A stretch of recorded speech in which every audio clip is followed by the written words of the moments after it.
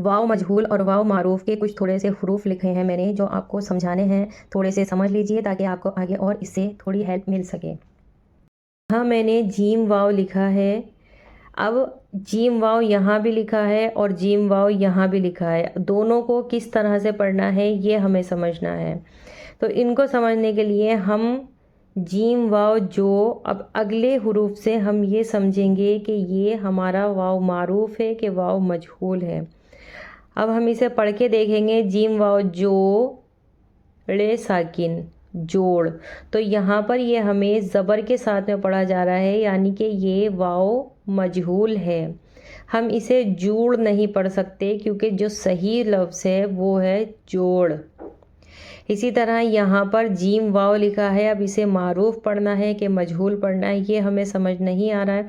तो हम इसको भी ये अगला जो हरूफ होता है उससे समझेंगे कि ये क्या लिखा हुआ है। जीम वाव जो, ते अलिफ ता, जोता। तो जोता जो लफ्ज़ होता है हमें जूता पढ़ना है। जीम वाव पेश जू, ते अलिफ ता, जूता। तो यहाँ पर हमने इसको वाव को पेश के साथ में पढ़ा है, यानी कि वाव मारूफ पढ़ा जा रहा है। जीम वाव जू, ते अलिफ ता, जूता। तो कहने का मतलब ये है कि वाव के साथ जो हरूफ जुड़ते हैं वो सब एक जैसे ही जुड़ते हैं, सिर्फ उनको पढ़ने का जो तरीक़ा होता है वो थोड़ा अलग हो जाता है।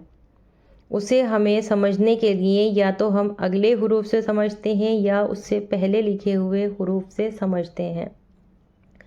जैसे यहाँ मीम वाव मो, रे साकिन मोर। अब यहाँ जो रे है तो ये हमें बता रहा है कि हमारा वाव मजहूल है कि मारूफ है। तो यहाँ हमारा वाव भी मजहूल है। मीम वाव मो, रे साकिन, मोर। इसी तरह यहाँ पर मीम वाव मो, नून साकिन। तो इसे हम मोन नहीं पढ़ सकते, मून जो है वो सही वर्ड होता है, मून। डोर, डूब। लिखा हुआ सेम है लेकिन फ़र्क सिर्फ ज़बर और पेश का है। यहाँ ज़बर के साथ में हम पढ़ रहे हैं डोर, और यहाँ पेश के साथ में इसे पढ़ा जाएगा डूब। तो ये अगले हरूफ जो हैं ये हमें बता रहे हैं कि हमारा वाव मारूफ है या मजहूल है। दौड़, दूर।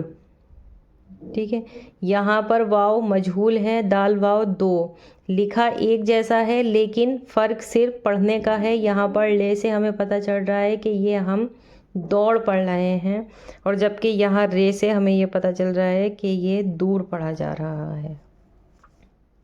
उम्मीद है आपको ये छोटी सी वीडियो समझ आई होगी।